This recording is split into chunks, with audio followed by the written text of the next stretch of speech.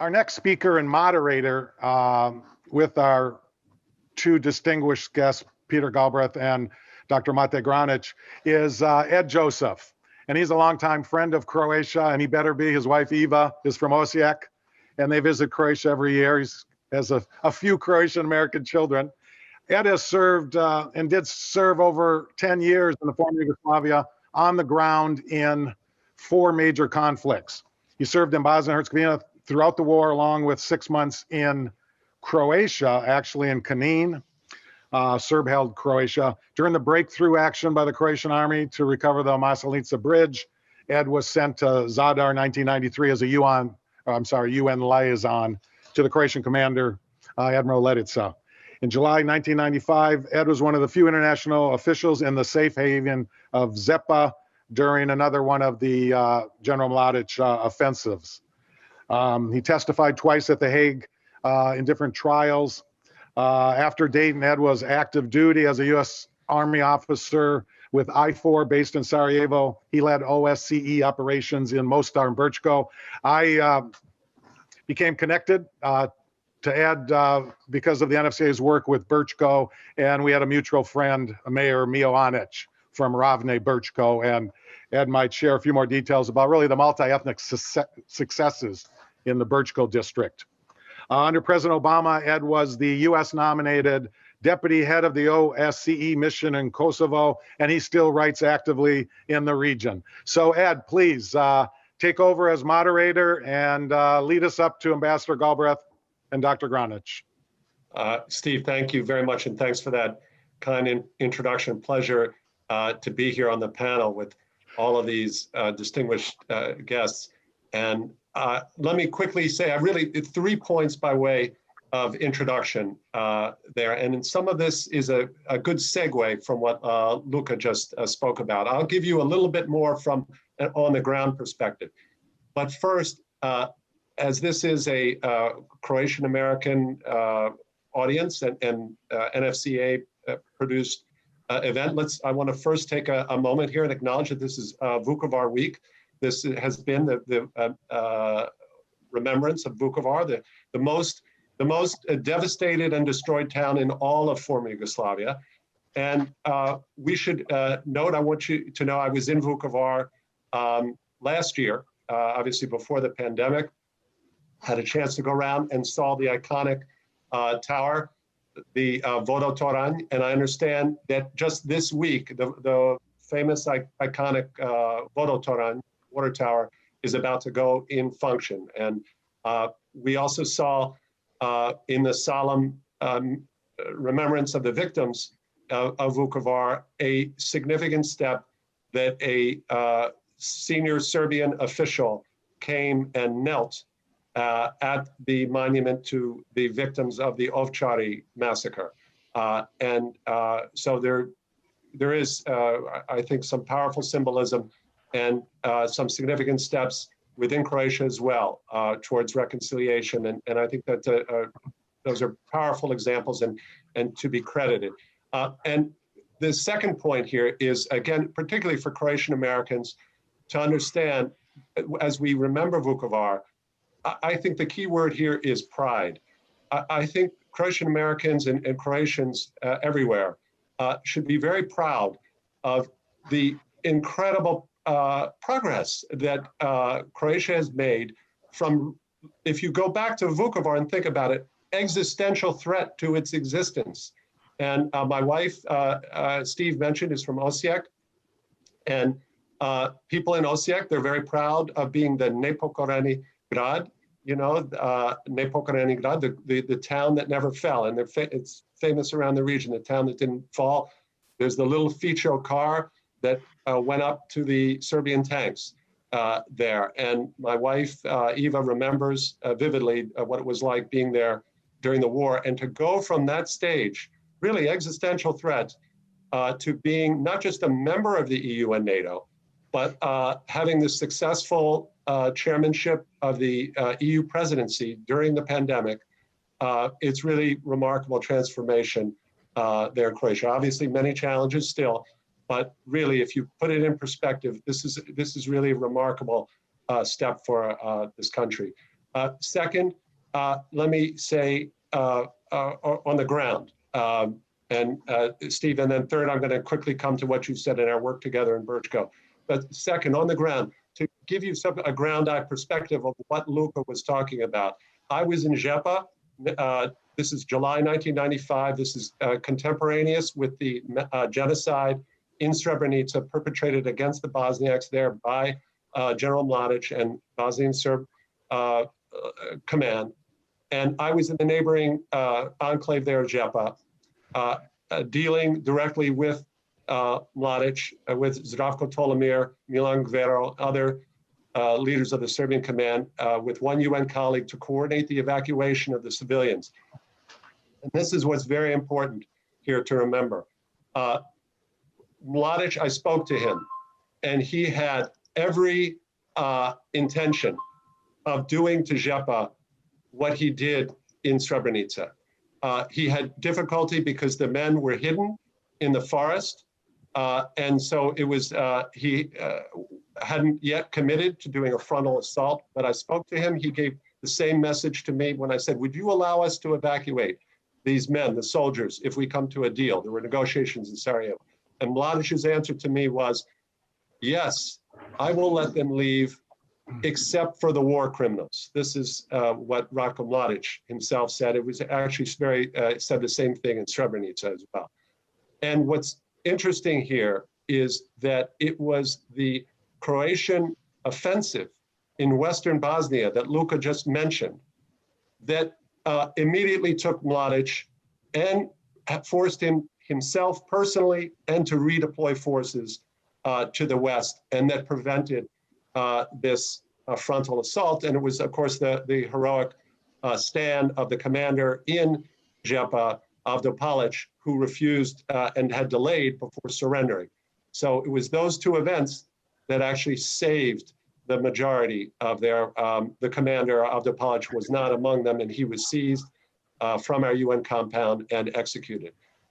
Others would have suffered the same fate as Palic, if not for this Croatian offensive in the West and Palic's own willingness to resist there. And then finally, third point, what Steve alluded to, I was very pleased to work on Birchgo. In Birchgo, I was the OSCE representative there, the head of the office there, and to work with Mio Anic, who was the terrific mayor, later became defense minister in the Federation, who had and shared, and you saw that picture there, you saw Krešimir Zubak in that picture there, that agreement, who he, Zubak, and others who strongly believe and still do in the Croat presence and existence and life in Bosnia and Herzegovina, not just Herzegovina, but Bosnia and Herzegovina, in Posavina, in Sredna Bosna, central Bosnia, and as well as in Herzegovina, and believe that Bosnia and Herzegovina is their homeland, although, of course, they're very proud of their Croatian heritage. We work closely together. I believe Croats played a significant role in what Steve alluded to, the success in Birchgo, in ensuring that this is a multi-ethnic enterprise of three constituent peoples, not two peoples fighting over a piece of strategic territory, but three peoples whose homeland is Bosnia-Herzegovina and who see their future and their children's future in that country. And I think it's tremendously important. And with that, I could go on, and I know we have Foreign Minister Granic on the line, and he and I shared some experiences as well in that area. But I will not take more time. And now I will pivot and have the great pleasure of introducing here our friend, my friend, and our wonderful friend of Croatia, the first U.S. ambassador to Croatia, Peter Galbraith.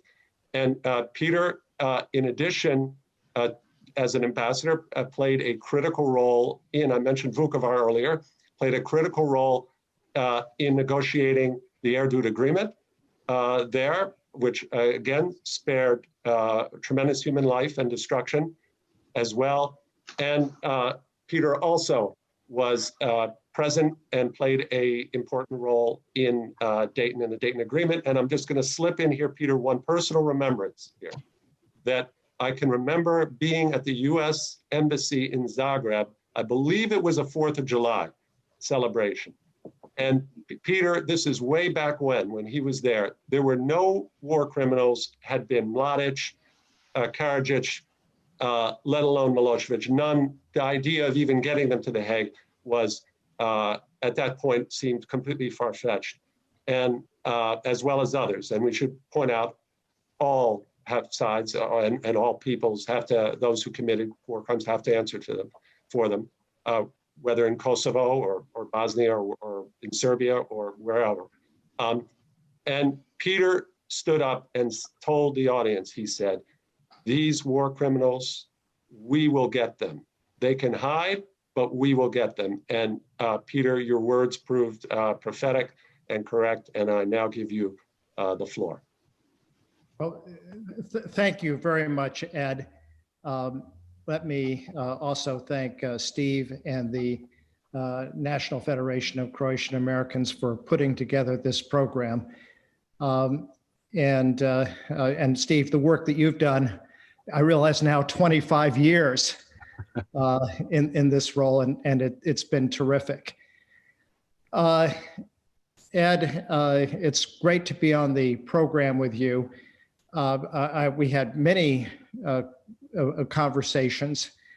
I will note that there were 169 people who were indicted by that tribunal, and not one is at large.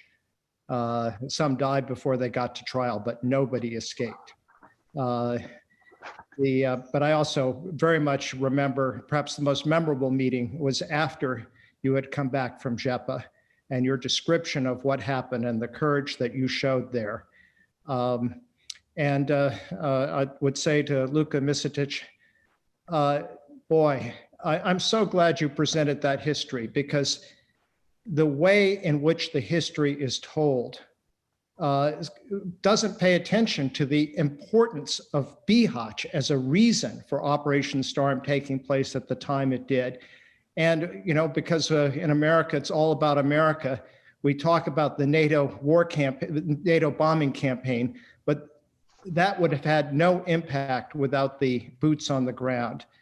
I was, if you look carefully at those pictures of the split agreement, you'll see that I was standing in the background.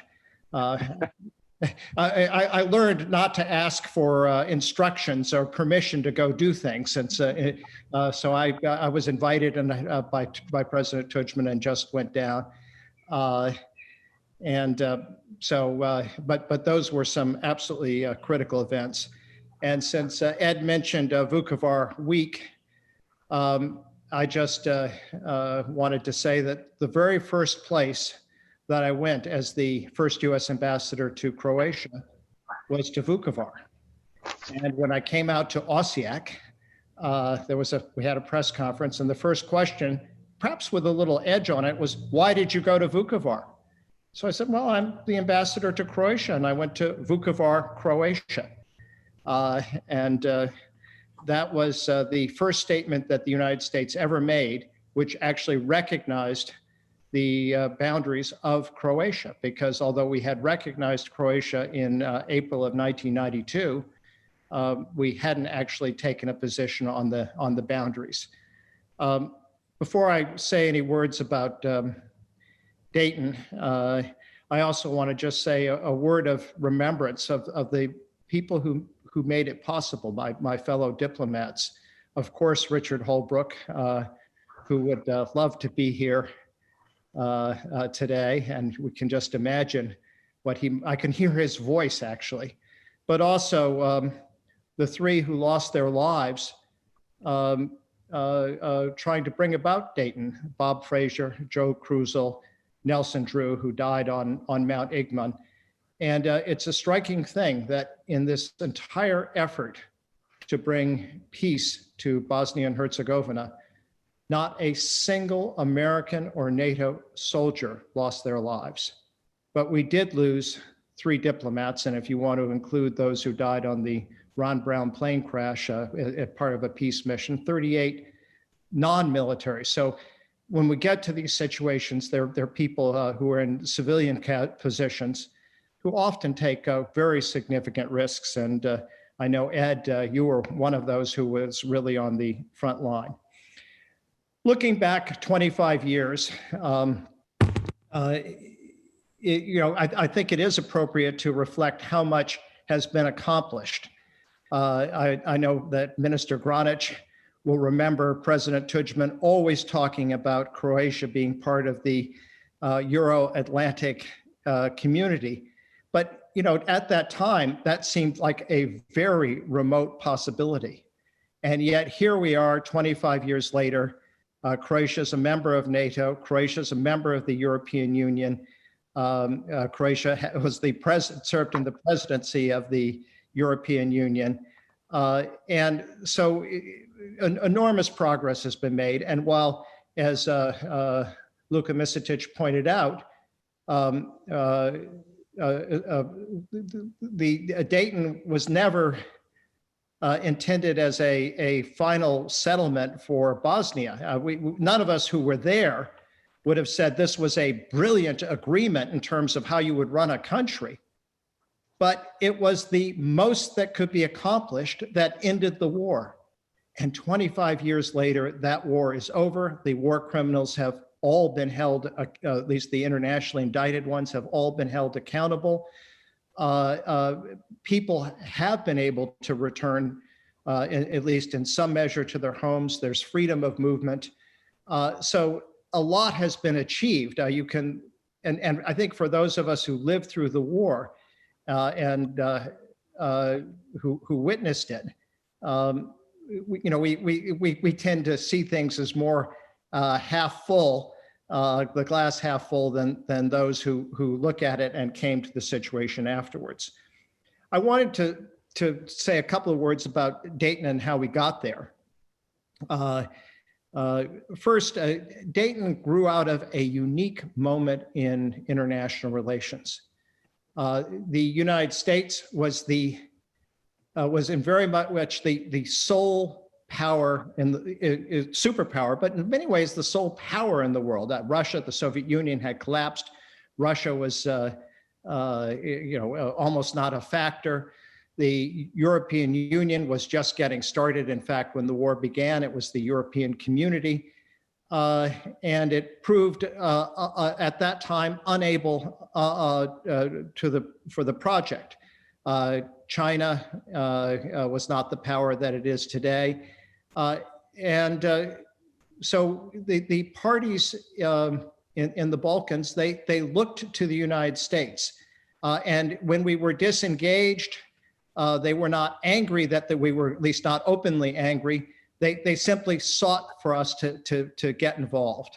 So it was a time when our word was really extraordinarily potent. And this also followed the first Gulf War and the extraordinary display of American technological and military prowess. Now, obviously, that moment has passed. It's passed because China and Russia have emerged as more important powers. The European Union has evolved. And I would say in the first 2 decades of this century, we've had a number of setbacks. And in a nonpartisan manner, I won't say more about the ill-advised war on Iraq and the incompetent occupation that followed as well, or anything about the last 4 years. The second point I would make about Dayton is that, and I think Luka Misetic has made this point extremely well, it was the negotiating at Dayton, the way it was organized, was brilliant. Bringing everybody to a place outside of Washington, kind of locking them up for 3 weeks. The whole system was exactly the way in which you would run a negotiation in that way, and the whole team of people who were involved deserve a lot of credit. But it was the product of a trajectory of events that went back at least to 1993. And the beginning of it, I would say, goes to Mate Granic, who became foreign minister that year, the same year I arrived a few months later as the first US ambassador. And our first discussions were about the Muslim-Croat War, as it was called then, the atrocities that were taking place in Bosnia, particularly the holding of Bosnian Muslims by the HVO in inhumane conditions, and the leadership of Mate Boban. And what Mate Granic did was to get those people to end those atrocities. He got the prisoners released. And also eventually Croatia removed Mate Boban and replaced him with a much more agreeable and forward-looking leadership. And that in turn paved the way to the Washington Agreement, which not only ended the fighting between the Muslims and the Croats in Bosnia, and again, I was there, but Mate Granic was a key architect of that. But it set the stage for a military alliance between the two sides that in the course of some 15 months changed the military situation on the ground in Bosnia and Croatia. And that also was accompanied by a decision that President Clinton made and that I implemented to permit the flow of weapons across Croatia to Bosnia. Now, mind you, in violation of a UN arms embargo. Now, mind you, the United States did not violate the arms embargo. We did not send weapons. And we were under no obligation to enforce the arms embargo. Croatia and Serbia were already violating the arms embargo, which was an unjust embargo in any event. And so Croatia's decision, which they did with our permission, to permit arms to flow across Croatia to Bosnia, helped shift the military balance in Bosnia. Now, a lot of focus was on the fact that some of these weapons came from Iran, but the reality is that most of them came from places other than Iran.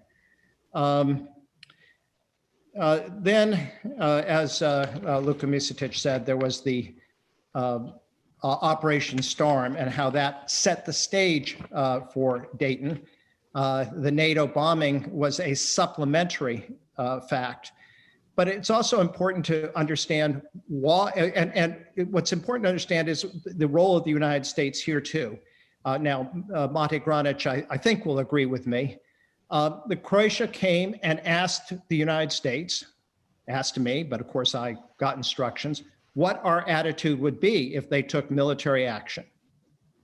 And this question actually had arisen previously in November of 1994, when there was another effort by both the Krajina Serbs and the Bosnian Serb army to take Bihać.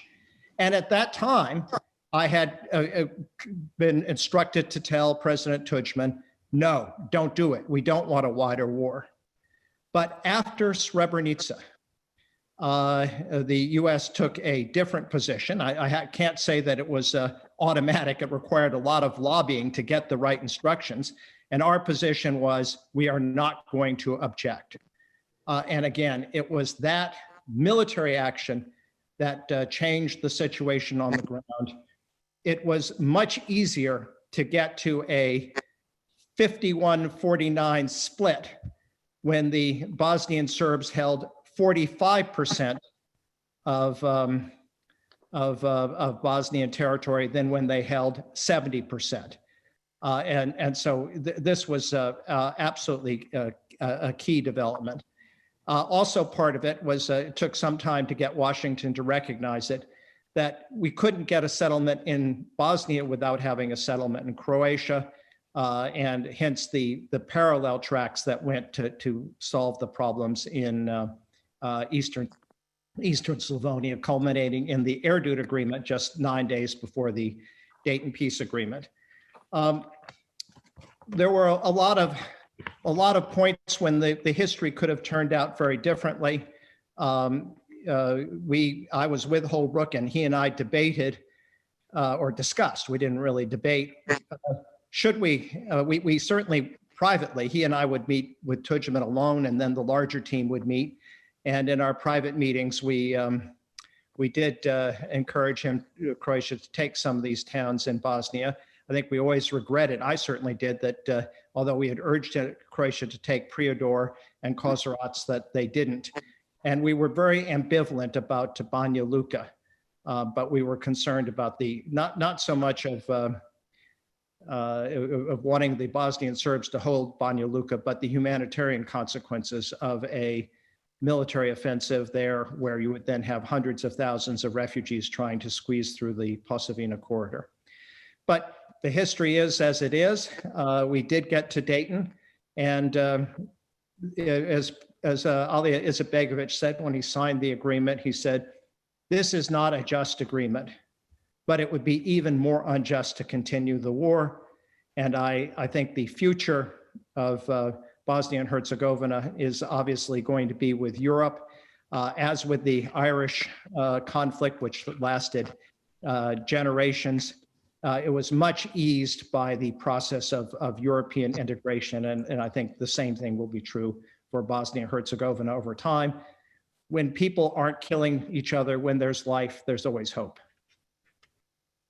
Peter, thank you for that. That's tremendous on the ground and expert awareness of what actually happened to produce the Dayton Agreement. There, both contextually and what happened in Dayton. And before I introduce former Deputy Prime Minister and Foreign Minister Granic, Peter, I have to ask you one question, because everyone on this call, I'm sure all of our the folks watching are aware of the continuing intractable situation in Bosnia and Herzegovina today. And so I have one historical question that has always puzzled me, Peter, if I can ask you this.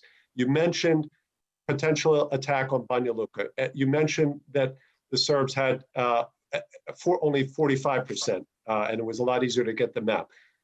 Was there any thought, and there might not have been, and I understand if there wasn't, but given the very precarious military balance on the ground there, with Banja Luka potentially threatened, was there any thought whatsoever to just tearing up the maps? No map, no 5149. Bosnia-Herzegovina, we will make it a state of municipalities with a weak central government, no domination from Sarajevo, but a weak central government, and we will have just no territory, but municipalities, the way some other, for example, North Macedonia is organized that way. Or was the idea always that the Serbs will have to have Republika Srpska? And we know Richard Holbrooke always said that his greatest regret was allowing it to keep that moniker.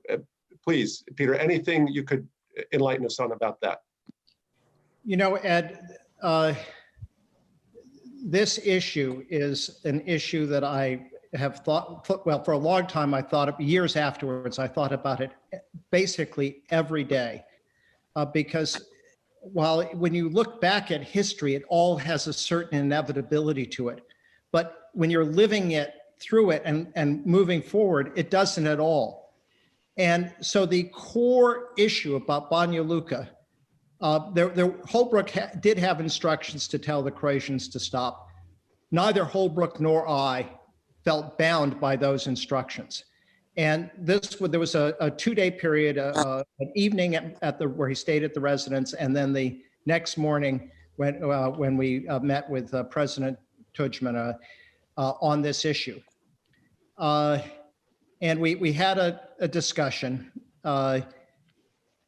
First, both of us had been to Bosnia when the war began in '92. I'd been to Banja Luka in October of '92 for the Senate Foreign Relations Committee. I went to Manjača, the concentration camp where some, I don't know, 4,000 or 5,000 men were kept as prisoners with shaved heads in a dairy shed, stacked like sardines. So for me, Banja Luka was, the center of a very evil place. So, there was we did consider that should we, in fact, go ahead and let make clear that we didn't object if the Croatians went ahead and took Banja Luka. And in fact, the conversation with Tudjman and with the transcripts are all out. You can see that where Holbrooke is talking about his and my ambivalence about it. But what led us to decide that we should tell Croatia not to take Banja Luka was first the humanitarian, which Holbrooke and I shared, which was the humanitarian concern. There was, I don't know, 150,000 people living in Banja Luka, plus, another 70, 80,000 who had fled there from the Krajina region of Croatia and from the areas that had been taken in Operation Mistral. And, what would happen when they try to squeeze through the Posavina corridor. And secondly, there was, in my mind, I'd seen what had happened in the Krajina, not during Operation Storm, but in the aftermath, where there really were serious human rights abuses, including the systematic burning and looting of Serb homes and that sort of thing. And third, there was Tudjman's own behavior with those, where he constantly talked about Banja Luka being part of historic Croatia, and he would draw that map of trading Tuzla for Banja Luka. And so those were the factors in our thinking. In Holbrooke's thinking, there was also the idea that Banja Luka would be a more moderate alternative to Pale. Personally, I never bought that, but that was his thinking. But what I can tell you is it was the closest of close calls. The conversation could have easily gone the other way. We were both deeply ambivalent. In fact, this is in some of the memoirs, every time we went up to meet with President Tudjman, as we entered the palace, Holbrooke would take a quick left into the men's room, and I would always follow, not out of any biological necessity, but to have a quick conversation. And even then, we revisited the issue minutes before going up to see President Tudjman. But, and what I always thought about later is exactly the alternative scenario. Of course, if Croatia had taken Banja Luka, the maps would have been ripped up. And there would have been no Republika Srpska. And the kind of nationalist leadership, murderous nationalist leadership, would have been wiped out from the start. It would have been an end of the war, rather more similar to the end of World War II, when you had the opportunity for a new beginning in Germany, rather than this sort of arrangement. So I've often wondered whether that was the right decision, but that was the decision. Peter, thank you for that. Just to clarify, I wasn't suggesting that the alternative was to actually green light the assault, but that the threat, and given the military balance, that the Serbs in this position to say, hey, you guys had your chance for 51-49, you didn't take it. We're in a new era now. The balance on the ground. We don't want to have any more loss of human life or destruction. But guess what? We're starting fresh. And I don't know if that was plausible, but I just want to say I wasn't suggesting that actually green light an assault. Well, I think green lighting the assault was the issue, because by time we got to Dayton, there was a ceasefire. And so if the Serbs had continued to hold Banja Luka as they did, the possibility of then saying, well, give up on the Republika Srpska, it would have meant restarting the war. I understand. So really, it was that critical moment in the final days of the military offensive. There wasn't a possibility once the fighting had ended. And remember, when the ceasefire took place, then roads were open to Sarajevo. I mean, in a lot of ways, the war was already over. Yes. In October. Yes. Peter, well said. And now it's my honor to introduce former Deputy Prime Minister and former Foreign Minister Granic. And I think those of us here, anyone who pays attention to world affairs or history knows that when we talk about history, individuals matter. It's not just events that just sort of happen and then individuals are carry through and follow through, but individuals count. And one of those individuals is Mate Granic. And Mate Granic played a crucial role for Croatia, for his country, and in the region at a crucial moment. He was foreign minister from 1993 to 2000. As I said, he also held the position deputy prime minister in the government. And we'll go and say this, that Mate Granic was a critical reformist voice, a moderating voice in his government at a critical moment. And I know Peter had a very close interaction with Mate. I had the privilege of having also interacting with Mate and always found him to be quite open-minded and constructive. And without further ado, please, Deputy Prime Minister Granic, please take the floor. First of all, dear friends, thank you very much for your kind invitation to be present today in the panel. The war in Bosnia and Herzegovina started 1992 in May. That was great Serbian aggression on Bosnia and Herzegovina after Croatia. 3 peace initiatives failed: Kutliro Plan, Vance-Owen, and Owen Stoltenberg. 1994, in January, I had a meeting with Special Envoy of the President Clinton,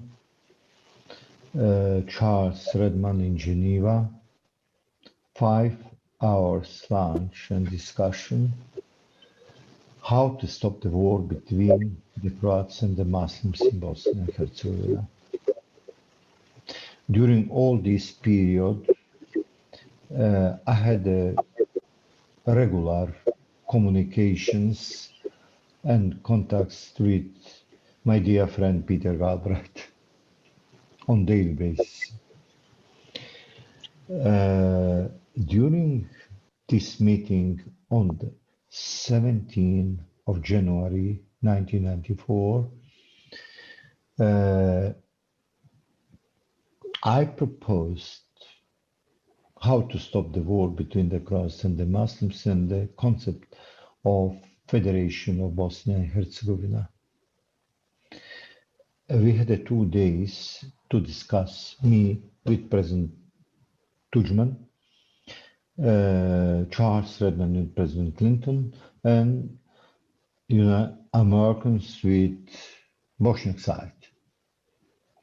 After 2 days, we made agreement. We had 1 meeting more on Frankfurt airport, and after that we were invited in Washington. Before that, in 2 days, I visited Bonn, Germany with Minister Kunkel, Italy, Rome with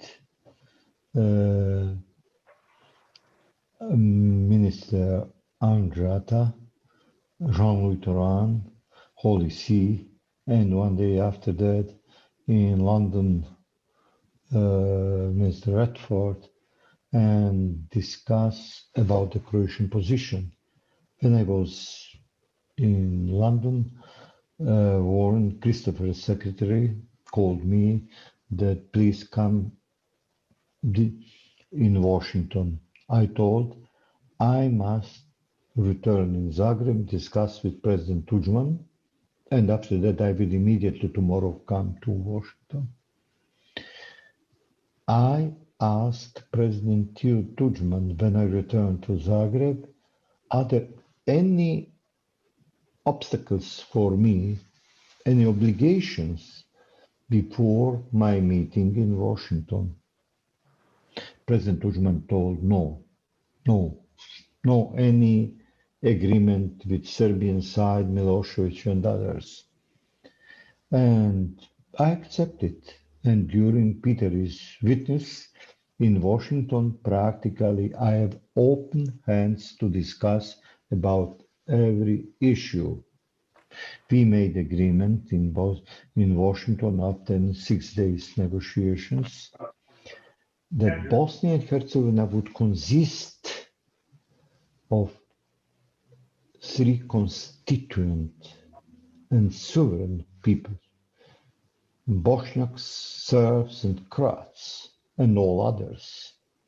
All human rights and other are the same for all citizens of Bosnia and Herzegovina. That was crucial issue. 2 days we discussed, me and Silajic, about that, and United States Secretary Christopher and Vice President Al Gore supported this position, our position. We signed Washington Agreement. After that, we negotiated with the local Serbs in Croatia, but they didn't accept any serious negotiations about political issue, peaceful reintegration. They discussed about electricity, water, highways, but not about substantial issue, peaceful reintegration. Peter Galbraith and group of ambassadors started with the Z4 plan. We negotiated, but on the 31st of January 1995,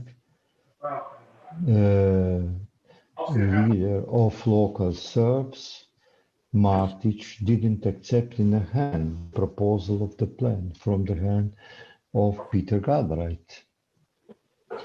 After that, we changed in the UN mission. UN mission was concentrate only on Croatia without success. And that was the time where we decided that it's definitely military operation, only one option. We didn't ask United States, but we informed United States about it. And Peter Galbraith was the first. Middle of June, when we informed that what we plan if they refuse to accept serious negotiations about the peaceful reintegration. And storm operation, we deliberated practically 1/3 of our territory. That was, but without Eastern Slavonia, Croatian Danubian region, because we predicted that with this operation, the number of the victims can be a lot. That was the reason why President Tudjman didn't decide to go in deliberation Danubian region. After that, but before that, after Srebrenica tragedy, President Demirel visited President Tudjman. That was 16 and 17 of July 1995, asked and prayed President Tudjman to help Muslims Bosniaks, yeah. And President Tudjman promised.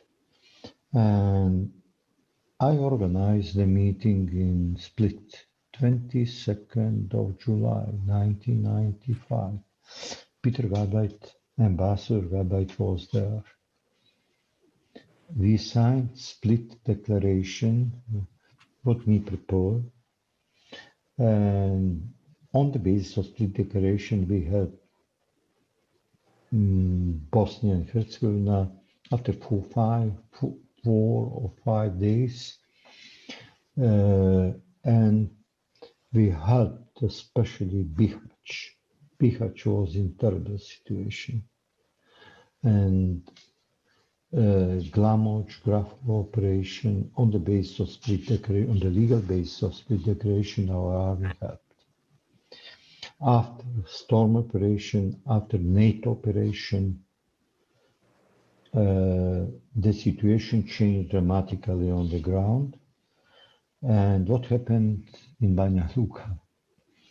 On the 14th of October 1995, Secretary Christopher called me at 1 p.m.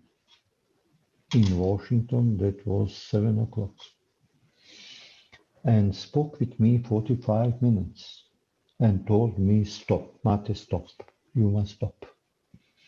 I spoke previously every day with Peter Galbraith about that. And Peter Galbraith told me, you haven't too much time. And after, and he told me that 350,000 Serbs would go to Serbia and they would destabilize Serbia. Probably 100,000 Serbs would come to in the Nubian region, and that would be quite new situation. And we must finish the war with negotiations, with peace agreement. When I spoke with Secretary Christopher, during this time, Richard Holbrooke called President Tudjman. And President Tudjman accepted the suggestion from the United States because the United States was our crucial partner, and President Tudjman accepted and we stopped. And after that, we were invited in Dayton. First 2 days, we discussed about peaceful reintegration of the Nubian region, and we asked the United States to give American chief of the mission, American ambassador. They gave us American ambassador and General Klein, P. Jacques Klein, an excellent ambassador and general. That was the most successful mission in the history of UN.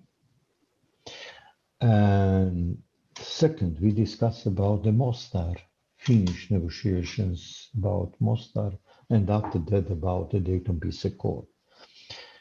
Dayton Peace Accord stopped the war, established the peace, give the chance the peace, but many things change after the Dayton. With the decision of high commissioners, they change. The Dayton Peace Accord, Bosniaks elected 3 times Croats member of the presidency, what was not negotiated in Dayton. And it is absolutely necessary new electoral law. Bosnia and Herzegovina must be territorial integrity country with Euro-Atlantic orientation. European Union and NATO, and vital interest of all constituent sovereign people must be presented, must be preserved. 5. Concerning the history of Bosnia and Herzegovina, Bosnia can be like Swiss or Belgium, or that's the history of Bosnia and Herzegovina. And Croatia has had the strongest interest for sovereign, constituent, territorial integrity state of Bosnia and Herzegovina, integrated in European Union, integrated in NATO. And that's, and our government now chaired by Andrej Plenković definitely would strongly support this way of Bosnia and Herzegovina. Thank you. Thank you so much, Dr. Granic. And I should remind our audience here, when I say Dr. Granic, I really mean it. He's a medical doctor. And in Medical addition to all doctor. his accomplishments. Just a few words. Please. 1980, my first grant was on Harvard Medical School, Joslin Clinic. And I was a guest professor on in Lexington, Kentucky, 1988, and all my medical career was strongly connected to the United States. Čestitam. And political. And these days, given the struggles in our country and in your country and COVID, every person with medical background is needed and is welcome, given the struggles that both in Croatia and in the United States we're having with this public health emergency. Dr. Granic, if I can, given your background, this unique perspective that you bring, and this excellent discussion we're having, Luka opened it by reminding us that there was a time when Croats and Bosniaks were aligned in, and you yourself, of course, are aware, and were part of that alignment, ending the war in 1993, the Washington Agreement, and so forth. And I can tell you personally, having worked in Mostar both during and after the war, there's a street there, famous street, Liska Street, and there's a cemetery. And in that cemetery, you can see buried there, right next to each other, are Croats, deceased Croats, and Bosniaks, both victims of the outbreak of the early part of the war.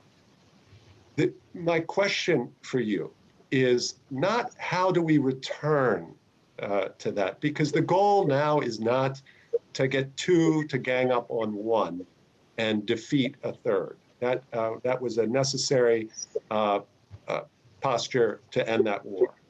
But we don't want to be in a permanent 2 against 1 dynamic. The goal, as you put it very well, is to get this Bosnia and Herzegovina functioning for all 3 constituent peoples, to advance it into the European Union and NATO, which would be highly desirable, obstacle, of course, in Republika Srpska to that. But what role can Croatia play in achieving that vision? And I ask this, Dr. Granic, mindful of some recent meetings and of different postures from Zagreb.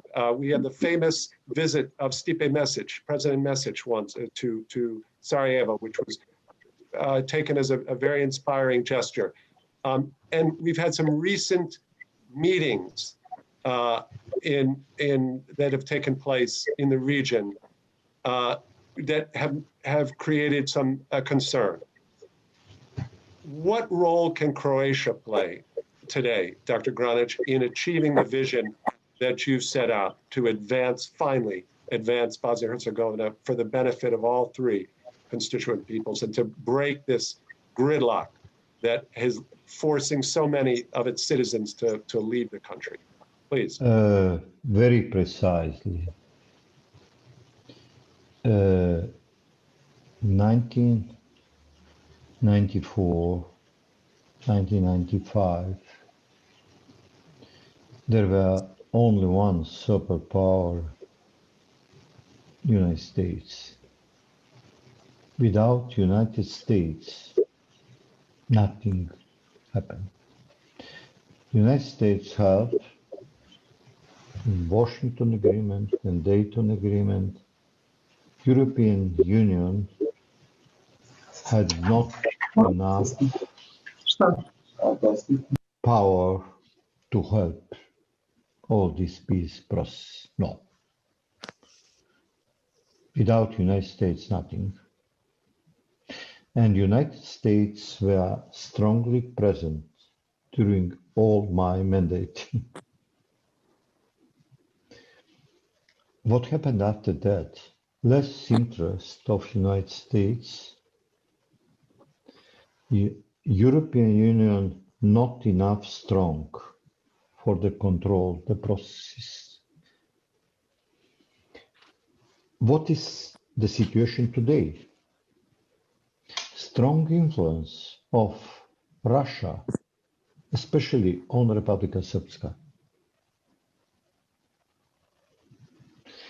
Strong influence of Turkey, Saudi Arabia, Qatar, and others on Bosniaks. Plus, many Wahhabi communities, Parajamat, in Bosnia and Herzegovina. What is different in accordance 1994-1995. And just now, it is crucially important, much more presence and interest of United States on this region, especially Bosnia and Herzegovina. Without that, it is impossible to make crucial steps. Croatia would be the strongest supporter of Bosnia and Herzegovina on the way European Union and NATO, but Bosnia and Herzegovina on the basis what we signed, what we negotiated in Dayton. Bosnia and Herzegovina, a country of three constituent people and others, Bosniak, Croats, and Serbs. That's crucially important. Equal rights for all three constituent people. Minimum is new electoral law now. That's minimum.